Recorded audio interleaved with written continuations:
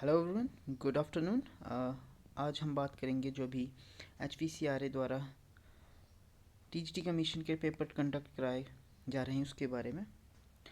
तो इसका जो जनरल रिव्यू है इसके बारे में हम बात करने वाले हैं। ठीक है, पहली बात, मैंने कल एग्ज़ाम दिया था। मेरा जो 12 को पेपर था कल, थर्ड शिफ्ट में।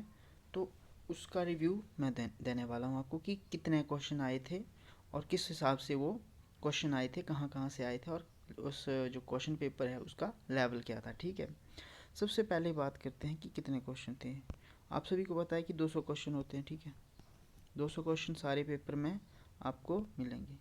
उसके बाद अगर हम इस 200 क्वेश्चन को हम कैटेगराइज करेंगे तो हम इसको 3-4 कैटेगरीज में कैटेगराइज कर सकते हैं। ठीक है, पहला इजी कैटेगरी, दूसरा इजी टू मॉडरेट कैटेगरी, ठीक है, तीसरा मॉडरेट, चौथा मॉडरेट टू टफ, और एक हम कैटेगरी ऐड कर देते हैं टफ कैटेगरी। ठीक है, टफ कैटेगरी के क्वेश्चन इस हिसाब से हम कैटेगराइज करेंगे। फिर सब्जेक्ट वाइज भी देखेंगे। तो आप मान के चलो कि जो इजी क्वेश्चन थे वो सिर्फ 20 से 30 के 25 से 30 के बीच में आप मान के चलो इस कैटेगरी में आ जाएंगे। ठीक है, उसके बाद जो मीडियम लेवल के क्वेश्चन थे वो इजी टू मॉडरेट, तो वो भी लगभग मैक्सिमम 40 होंगे। तो इस हिसाब से आप इसको भी कैटेगराइज कर सकते हैं ना, 40 तक। और जो मॉडरेट थे वो 45 तक रहेंगे आपके। ठीक है, 45 तक ये वाले क्वेश्चन आ जाएंगे। उसके बाद जो मॉडरेट और मॉडरेट टू टफ, ये इसको भी हम 40-45 के आसपास ही मान सकते हैं ना, 40-45 इस कैटेगरी से मिलेंगे। और टफ क्वेश्चन मिलेंगे आपको 40 से 50, इसको भी मिल जाएंगे 40 से 50 के बीच में। तो आप इसको मोटे तौर पर इस तरह से कैटेगराइज कर सकते हो, है ना। तो ऐसा नहीं था कि पेपर बहुत इजी था या बहुत टफ था। मतलब आप कैटेगराइज करोगे तो एवरेज आप करोगे कि मॉडरेट टू टफ लेवल का था जब आप इन सभी को ऐड करोगे तो। क्योंकि देखो, वैसे भी जो ये आपका मॉडरेट, इजी, टफ़, ये सब्जेक्टिव चीज़ें होती है सारी। हर किसी को के लिए कुछ इजी होगा, कुछ टफ़ होगा, तो इसके ऊपर नहीं जाएंगे।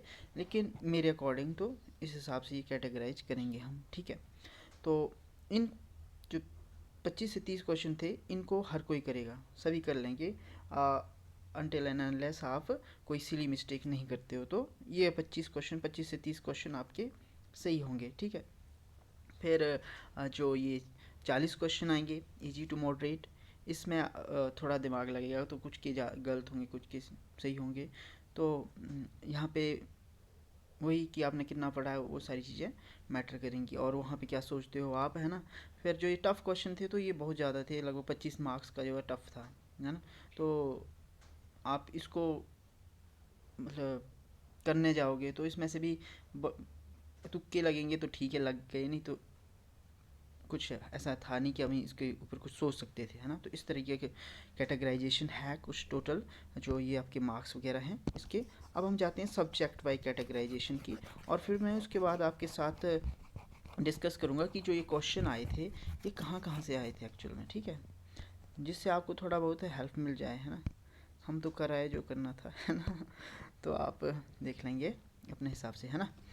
सो अभी हम बात करेंगे इसके मार्क्स का डिस्ट्रीब्यूशन के बारे में, देखेंगे कि कितने कितने मार्क्स आए थे। ठीक है, तो सबसे पहले आते हैं एक तो हिंदी, और दूसरा English, political science, sociology, public administration, HPGK, economics, उसके बाद आपको मिलेगा हिंदी हो गया, हाँ हिंदी हो गया है, और फिर ज्योग्राफी। ठीक है, और ज्योग्राफी के बाद हिस्ट्री। ठीक है, तो ये सारे आपको रीजनिंग। ठीक है, रीजनिंग, ये सारे क्वेश्चन आपको इन सभी कैटेगरीज से आपको क्वेश्चन मिलेंगे। आप जब हिंदी की बात करोगे तो 10 क्वेश्चन यहाँ से, कोई 10 से 12 क्वेश्चन मिलेंगे। और एक साइंस भी था, ठीक है। 10 से 12 क्वेश्चन इससे मिलेंगे और 10 के आसपास ही ये मान लो, तो ये टोटल मिला के 20 क्वेश्चन यहाँ से होंगे, है ना। पॉलिटिकल साइंस के क्वेश्चन थे, मैं क्वेश्चन भी डिस्कस करूँगा, ठीक है, कि पॉलिटी के कौन से, हिंदी के क्या क्या थे, है ना। तो आप ध्यान से सुनना। जो पॉलिटी थी उसमें अगर प्योर जो पॉलिटिकल साइंस से पूछे होंगे तो वो भी 10 के आसपास क्वेश्चन होंगे, ठीक है।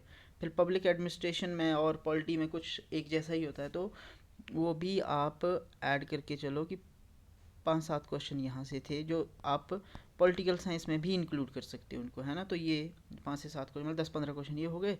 और फिर पब्लिक एडमिनिस्ट्रेशन के कुछ 6-7 क्वेश्चन आपको और से मिलेंगे अलग से, है ना। तो ये जो टोटल मिला के 17 और 17-25 के आसपास यहाँ से क्वेश्चन आए होंगे, है ना। 25 के आसपास आए होंगे यहाँ से टोटल, इन्हीं दो से, ठीक है। सोशोलॉजी से काफ़ी क्वेश्चन थे, सोशोलॉजी से काफ़ी क्वेश्चन थे यहाँ से। आपको कम से कम भी तो एक ही सब्जेक्ट सोशोलॉजी से ही 20 से 25 क्वेश्चन, इवन ज़्यादा भी हो सकते हैं, मुझे उतना याद नहीं रहा है, लेकिन 20 से 25 मान के चलो, हमारे लिए तो काफ़ी था ये सोशोलॉजी। और सारे सोचने वाले थे, ऐसा नहीं था कि डायरेक्टली कोई क्वेश्चन पूछा हुआ है, और मतलब टफ टफ कैटेगरी का लेंथी क्वेश्चन था। देखो कई बार ना हम सोचते हैं कि एग्ज़ामिनेशन हॉल के बाहर आके आके सोचते हैं कि क्वेश्चन इजी था, लेकिन जब वहाँ पे आपको सिर्फ एक टाइम लिमिट में इतने लंबे लंबे क्वेश्चन पढ़ने होते हैं, तो वहाँ पे आपको थोड़ा कुछ क्वेश्चन जो ऐसे आप सही कर सकते हैं वो भी गलत हो जाते हैं, या उनको आप उस तरीके से कंप्रहेंड नहीं कर पाते हो। तो काफ़ी लेंथी क्वेश्चन पेपर था। अगर मैं मॉक की बात करूँ तो मैं मॉक लगभग 1 घंटे 20 मिनट में कंप्लीट कर देता था, लेकिन पेपर मैंने वहाँ पे जेन्युइनली देखा तो वो काफ़ी लेंथी था। इसके साथ ही कुछ केस स्टडी बेस्ड क्वेश्चन भी पूछे थे बीच में, है ना। एक क्वेश्चन अजर्शन रीजनिंग से आया हुआ था, है ना। तो इस तरीके से केस स्टडी, तीन तीन केस स्टडी थी, और आई थिंक कुछ लिखा हुआ था उसके बारे में कि ये ऐसा ऐसा होता है, तो ये पर्टिकुलर चीज़ किस से संबंधित है, तो उसको देख के आपने आंसर करना था। फिर 3 क्वेश्चन आपके कंप्रिहेंशन वे के भी थे, ठीक है, कंप्रिहेंशन, ठीक है। ये सारे कैटेगराइजेशन हो गई आपकी। और हिमाचल जीके के रहेंगे आपको कितने क्वेश्चन, ऑलमोस्ट ये मान के चलो कि हिमाचल जीके के आपको 10 क्वेश्चन के आसपास मिलेंगे, 10 क्वेश्चन के आसपास यहाँ पे क्वेश्चन थे, ठीक है। जो ज्योग्राफी थी, ज्योग्राफी के क्वेश्चन बहुत ही ऑब्सक्योर टाइप क्वेश्चन भी मिलेंगे आपको, और इजी टाइप भी मिलेंगे। तो यहाँ पे आप मान के चलो कि ज़्यादा क्वेश्चन नहीं थे, 6-7 क्वेश्चन कोई यहाँ से मिले होंगे आपको, ज़्यादा नहीं थे। और रिवर वगैरह से क्वेश्चन थे, और एक लैंडफॉर्म से रिलेटेड था, रिवर लैंडफॉर्म से रिलेटेड क्वेश्चन थे यहाँ से। फिर हिस्ट्री में आपको अकबर से पूछा हुआ था, मुग़ल काल से, बलबन टॉम के बारे में पूछा था, और इसके अलावा एंशियंट हिस्ट्री से पूछा था, पैलियोलिथिक, लोअर पैलियोलिथिक ऐसे क्वेश्चन पूछे हुए थे। साइंस से कोई 10 क्वेश्चन थे, ठीक है, 10 क्वेश्चन यहाँ से मिलेंगे। रीजनिंग से ज़्यादा नहीं थे, 5 क्वेश्चन थे, कोई 5 से 7 क्वेश्चन, वही मैक्सिमम बता रहा हूँ। तो ये कैटेगराइजेशन रही है इन सारे सब्जेक्ट्स की, ठीक है। अब एक एक हर सब्जेक्ट पे बात करते हैं थोड़ा, ठीक है। और अगर मैं पूरे पेपर की लेंथ की बात करूँ और इसको कैटेगराइज करूँ कि किस कैटेगरी में आएगा, कि इजी या टफ़, तो tough to moderate to tough category में आएगा। तो अगर आप इसमें मतलब ज़्यादा आपको, अगर आपका थोड़ा अच्छा नहीं हुआ है पेपर, तो आपको ज़्यादा परेशान होने की समस्या नहीं है, ज़रूरत नहीं है कि आप परेशान हो, क्योंकि सभी के लिए ऐसा ही था, जिसको जो क्वेश्चन या तो आते थे या बिल्कुल भी नहीं आते थे, ऐसा क्वेश्चन था। कुछ पब्लिक एडमिनिस्ट्रेशन में बात करते हैं अब, कैसे क्वेश्चन थे। तो पब्लिक एडमिनिस्ट्रेशन मैंने पढ़े थे सारे, ऑलमोस्ट जो भी मेन कोर थिंकर्स थे वो मैंने पढ़े हुए थे, है ना। लेकिन जो यहाँ से पूछे थे, यहाँ से 3-4 डेफिनेशंस पूछ लिए थे, 3-4 डेफिनेशन, तीन आई थिंक 3 बंदों के, उनके मतलब पर्टिकुलर कि भाई इसने क्या बोला है इसमें पब्लिक एडमिनिस्ट्रेशन में, ठीक है। और उनके बारे में मतलब ऑब्सक्योर टाइप थे, उनको कुछ मतलब कभी ना मैंने पढ़ा था ना कुछ, वो मेन थिंकर्स की कैटेगरी से बाहर थे, उनकी डेफिनेशन पूछी हुई थी। तो ये क्वेश्चन आप टफ़ कैटेगरी में डाल सकते हो। इसके अलावा आपको कुछ इजी क्वेश्चन मिलेंगे, जैसे कि कैग के ऊपर एक क्वेश्चन था, कि क्या का क्या काम होता है, ठीक है। और इसके अलावा रेल एग्जीक्यूटिव के क्वेश्चन मिलेंगे। आप इसको पॉलिटी और पब्लिक एडमिनिस्ट्रेशन दोनों में ही ऐड कर सकते हो, है ना। उसी सेक्शन में की बात कर रहा हूँ, पॉलिटी एंड पब्लिक एडमिनिस्ट्रेशन इकट्ठे, है ना। तो ये 3 क्वेश्चन तो मैंने वो डेफिनेशन से पूछ लिए थे। और उसके बाद एक पंचायत से पूछा हुआ था आर्टिकल 243 से, ठीक है, कि आर्टिकल 243 के किस पार्ट में पर्टिकुलर चीज़ है, ठीक है, या कुछ आई थिंक रिजर्वेशन था या कुछ और था, रिजर्वेशन ही होगा शायद, तो डी में था, तो यही। और इसके अलावा कैग के बारे में पूछा था कि कैग का क्या काम होता है, कौन सा काम, मतलब कैग के जो कैग के काम होते हैं इनमें से कौन सा ही सबसे ज़्यादा रिप्रेजेंट करता है, ठीक है, ये क्वेश्चन था। और इसके अलावा आपको मिलेंगे पॉलिटिकल जो थ्योरी था उसमें जो क्या बोलते हैं, वॉलस्टीनर आई थिंक कंपैरेटिव पॉलिटिक्स से क्वेश्चन था, एक नहीं 3-4 थे, कुछ मुझे याद नहीं रहे। तो कंपैरेटिव पॉलिटिक्स से भी क्वेश्चन थे, ठीक है, पॉलिटिकल थॉट जो बोल सकते हैं, ठीक है। और इसके अलावा वर्ल्ड हिस्ट्री से भी 2 क्वेश्चन थे जो कि मैंने कभी सुने नहीं थे, ठीक है। और इसके अलावा शायद मुझे कुछ याद भी ना रहा हूँ। तो ये थोड़ा मेरा जनरलाइजेशन है इस पेपर के बारे में कि ये कुछ चीज़ें आई हुई थी। और हिस्ट्री के बारे में बात कर रहा हूँ मैं भी यहाँ पे, जैसे मैंने हिस्ट्री की बात की, तो हिस्ट्री में गवर्नमेंट ऑफ इंडिया एक्ट 1909 से भी क्वेश्चन आया था। गवर्नमेंट ऑफ इंडिया एक्ट 1909 के बारे से क्वेश्चन आया हुआ था, ठीक है।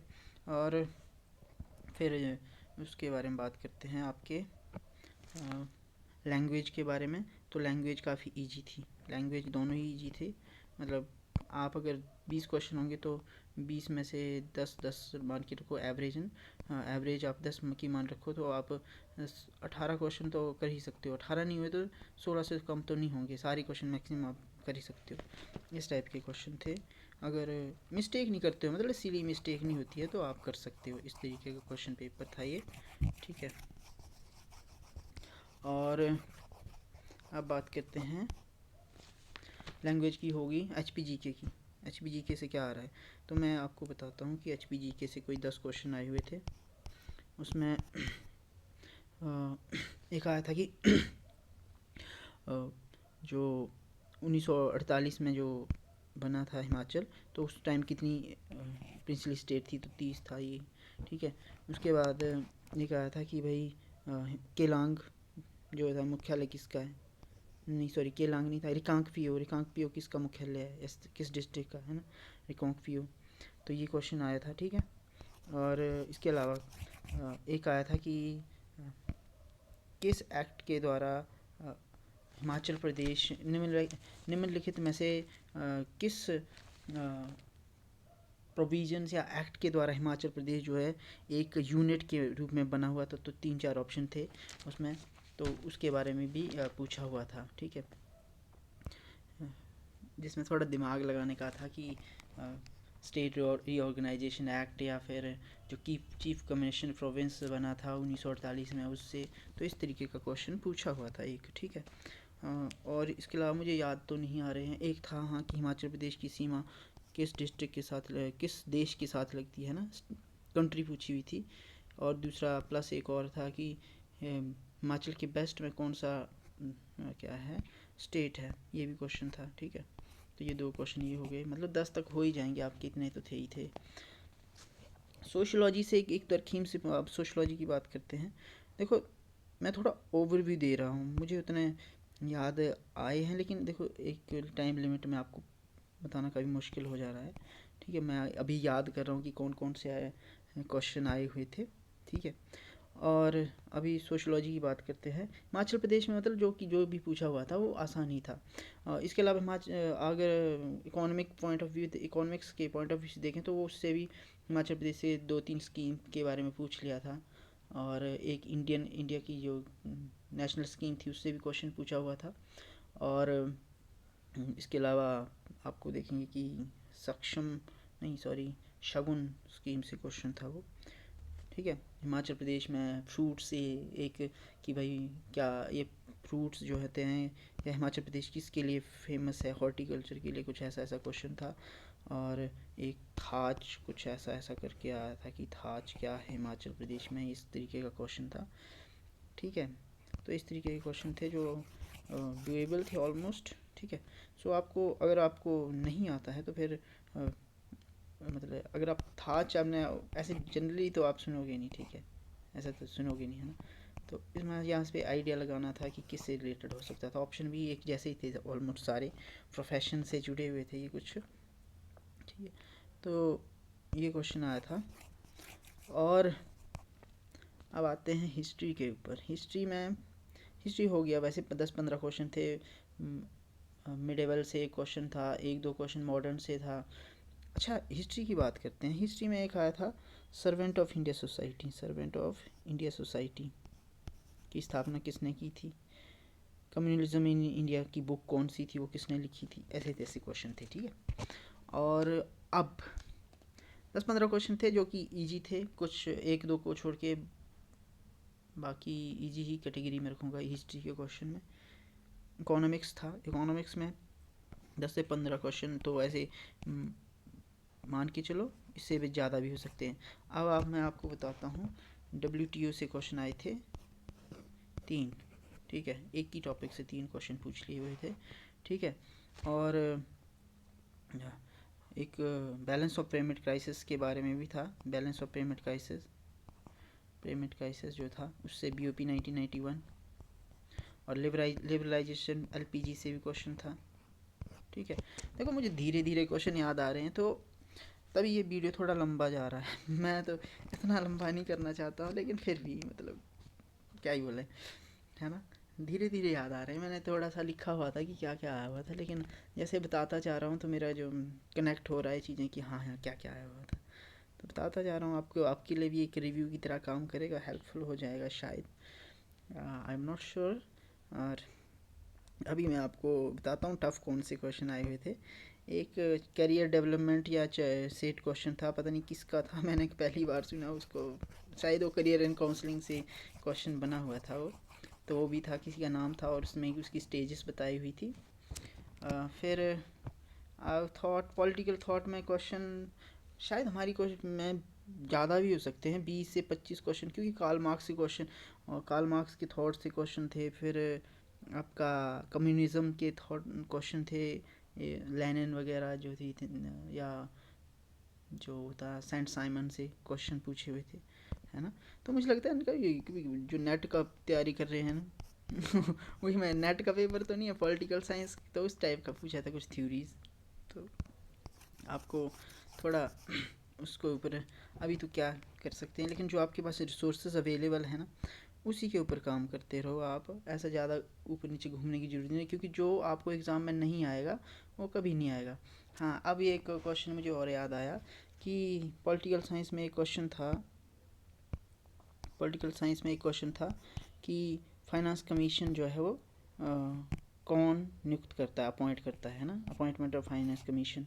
उसके अलावा एक और था कि रियल एग्जीक्यूटिव क्या होती है, रियल एग्जीक्यूटिव। ठीक है, और एक क्वेश्चन था कि इनमें से कौन सा कन्फेडरेशन से सिस्टम, हाँ कन्फेडरेशन से क्वेश्चन था, कन्फेडरेशन होते क्वेश्चन था, ये भी था। तो मैं अगर ऐसे ऐड करता चलूँ तो क्या पता फॉल्टी ज़्यादा ही निकल जाए। देखो हमें आइडिया नहीं लगता कितने क्वेश्चन आए थे, लेकिन मैंने जो आपको पहले बताया था वो एक बड़े मोटे तौर पे बताया था कि कितने क्वेश्चन आए थे, है ना। लेकिन जो डोमिनेटिंग था हमारी सेक्शन में वो था political science, sociology, public administration, ये था। जो हमारी सेक्शन में जो ज्योग्राफी थी वो कम थी, ज्योग्राफी कम थी लेकिन टफ़ थी। ठीक है, ज्योग्राफी कम थी और टफ़ जैसे क्वेश्चन थे कुछ। तो एक थी रिवर पूछी हुई थी कि कौन से डिस्ट्रिक्ट यूपी या MP के कौन से डिस्ट्रिक्ट से निकलती है, ऐसा ऐसा करके क्वेश्चन था। ठीक है, तो अब टोटल मिला के ये क्वेश्चन था कि मॉडरेट टू टफ लेवल, सभी को ऐड करके एवरेज अगर निकाला जाए तो, है ना। अगर आपका कोई क्वेश्चन हो और तो कमेंट करके बता देना, है ना, मैं उसके ऊपर वीडियो बना दूंगा। और आपको अपनी तैयारी के ऊपर भरोसा रखना है ना। कि जो भी है, जो आपके पास रिसोर्सेज अवेलेबल हैं, ज़्यादा चेज़ करने की ज़रूरत नहीं है। उसके लिए आपको, क्योंकि देखो आज एक और क्वेश्चन मुझे और याद आ रहा है, एक किससे, डिजास्टर मैनेजमेंट से क्वेश्चन था, NDRF से क्वेश्चन था। तो उसकी कोई सेक्शन पूछ ली हुई थी, है ना, सेक्शन से पूछा था, और पूछा था कि ये क्या इम्प्लाई करता है ये चीज़, निम्नलिखित में से क्या, या which of the following best represent this things, है ना। कोई पर्टिकुलर सेक्शन थी, आई थिंक 54 या कुछ ऐसी सेक्शन थी। तो बोलता है फॉलोइंग में कौन सी बेस्ट रिप्रेजेंट करता है, उन्होंने ऊपर एक्सप्लेन भी किया हुआ था कुछ, तो उसके रिगार्डिंग था क्वेश्चन। और आरबीआई की सेक्शन पूछी थी, जो कि मैंने तो गलत कर दिया, वैसे तो कम आ रहा था सेक्शन, बड़ी सारी सेक्शन थी और ऊपर जाके कुछ दिया हुआ था। तो पहले तो उन्होंने एक्सप्लेन किया था 2 लाइन में, उसको पढ़ते टाइम लगा, और फिर नीचे इतना बड़ा बड़ा मैच करने को दिया हुआ था। तो ये टफ़ था, कुछ टफ़ क्वेश्चन, इस टाइप के क्वेश्चन भी मिलेंगे आपको टफ़ लेवल के। और बाकी सारे जो टफ़ क्वेश्चन है याद नहीं आ रहे हैं मुझे, लेकिन आपको ज़्यादा चेज़ नहीं करना है, जो आपके पास अवेलेबल रिसोर्सेज है उसको दोबारा रिवाइज़ करो। और देखो, हमें मान लो हमें पॉलिटी और इकोनॉमी आ गई, या हमारी पॉलिटिकल साइंस पॉलिटिकल से और पब्लिक एडमिनिस्ट्रेशन और सोशलॉजी ज़्यादा आई, किसी को इकोनॉमिक्स ज़्यादा आई है, ठीक है। तो आपको हिस्ट्री या ज्योग्राफी ज़्यादा आ सकती है। तो इसलिए आपको ज़्यादा चेंज नहीं करना है, ज़्यादा चीज़ों को के पीछे नहीं पड़ना है। जो आपके पास रिसोर्सेज है उसको रिवाइज़ कर लें, और जो, क्योंकि आप ज़्यादा चेंज करने जाओगे तो जो हाथ में है वो भी निकल जाएगा, रिवाइज़ कर नहीं कर पाओगे आप, है ना। इससे ज़्यादा टेंशन ही क्रिएट होती है। तो आपने मेजर जो मेरी आपके लिए सलाह रहेगी वो टाइम मैनेजमेंट करना अच्छे से, बाकी ताकि आपका जो हर क्वेश्चन है वो आप रीड कर सको, है ना। ठीक है। सो कोई अगर आपको और जानकारी चाहिए हो तो कमेंट करना। Thank you.